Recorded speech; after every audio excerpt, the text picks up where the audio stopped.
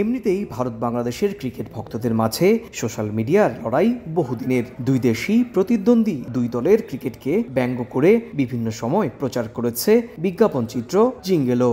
আর মন্তব্য পাল্টা মন্তব্য দিয়ে সমাজ মাধ্যমে এক দেশের ভক্ত অন্য দেশের ভক্তদের পরাস্ত করতে মুখিয়ে থাকেন।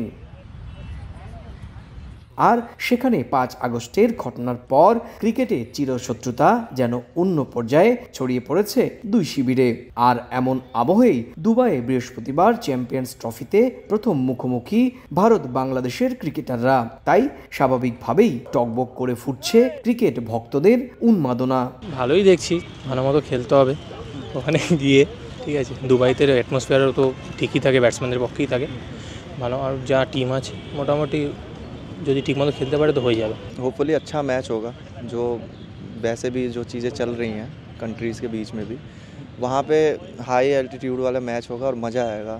যুদ্ধ বলতে ক্রিকেটের যে দরকার প্রয়োজন হয়, এটা একটা সেন্সিবল ক্রিকেট স্পোর্টস, এটাকে সম্মান দিয়ে খেলাধুলো করা উচিত অল ওভার দ্য ওয়ার্ল্ড। বাংলাদেশকে নিয়ে ভাবার না, ক্রিকেট খেলা ক্রিকেটের মতো খেলতে হবে।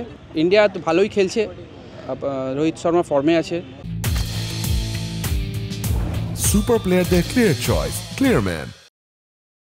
সিটি অফ জয় কলকাতাকে ক্রীড়াপ্রেমীদের শহর বলা হয়। ফুটবল হোক বা ক্রিকেট, রাজনীতির ঊর্ধ্বে উঠে দিন শেষে তারা নিখাত খেলাকেই উপভোগ করেন।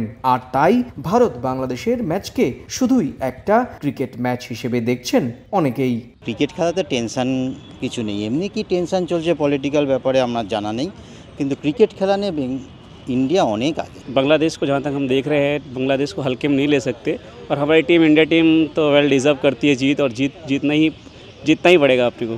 দুবাইয়ে আয়োজিত আইসিসি চ্যাম্পিয়ন ট্রফিতে ভারত বাংলাদেশ সহ মোট 8টি দেশ অংশ নিচ্ছে। 8 বছর আগে সবশেষ আসরের সেমিফাইনালের মুখোমুখি হয়েছিল এই দুই দল। সেবার শেষ হাসি ছিল টিম ইন্ডিয়ার। এবার সেই ইতিহাস বদলায় কিনা সেটাই এখন দেখার বিষয়।